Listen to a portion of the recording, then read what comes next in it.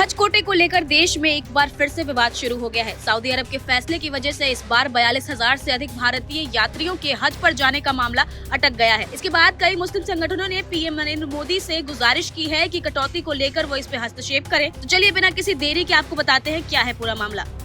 भारत से इस साल लगभग 1,75,00,000 लोग हज पर जाने वाले थे। हज कमेटी ऑफ इंडिया और निजी टूर ऑपरेटरों के जरिए भारतीय हज पर जाते हैं। इनमें से करीब 1,22,00,000 हज कमेटी के जरिए जाएंगे, जबकि बाकी लगभग 52,500 निजी टूर ऑपरेटरों के जरिए हज पर जाने वाले थे। सऊदी अरब सरकार ने इस साल निजी ऑपरेटरों का कोटा रद्द कर दिया है। सऊदी अरब की ओर से उड़ान परिवहन, मीना कैंप समेत कई चीजों के लिए समय पर करार का निर्देश दिया गया है, जिसे प्राइवेट ऑपरेटर्स पूरा नहीं कर सके।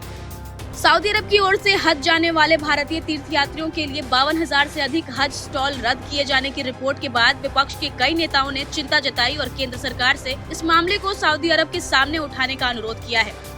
मामले पर जम्मू कश्मीर के मुख्यमंत्री उमर अब्दुल्ला ने कहा, 52,000 से अधिक भारतीय तीर्थयात्रियों, जिनमें से कई ने पहले ही पेमेंट कर लिया है, उनके लिए हज स्टॉल रद्द किए जाने की रिपोर्ट बहुत चिंताजनक है। मैं विदेश मंत्री एस जयशंकर से अनुरोध करता हूं कि वे सभी प्रभावित तीर्थयात्रियों के हित में समाधान खोजने के लिए जल्द से जल्द सऊदी अधिकारियों से संपर्क करें। आपको बता दें, इससे पहले भारत सरकार के हस्तक्षेप के बाद सऊदी हज मंत्रालय ने मीना में मौजूद स्थान की उपलब्धता के आधार पर 10,000 तीर्थयात्रियों के संबंध में अपना काम पूरा करने के लिए सभी CHGO के लिए हज पोर्टल नुसुक पोर्टल को फिर से खोलने पर सहमति व्यक्त की थी, जिसके लिए रजिस्ट्रेशन शुरू भी हो गए थे। लेकिन इसके बावजूद अब भी 42,000 से ज्यादा लोग हज पर नहीं जा पाएंगे।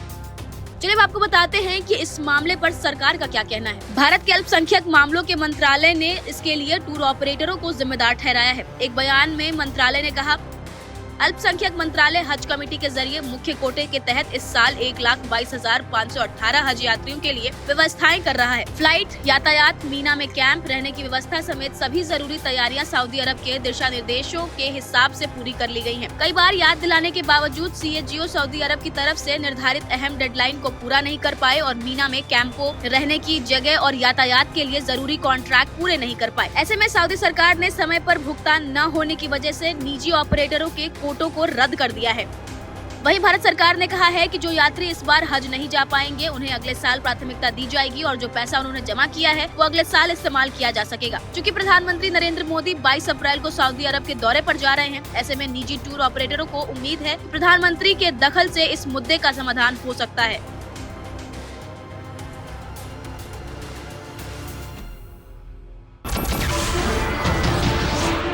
नमस्कार, मैं हूं मानक गुप्ता।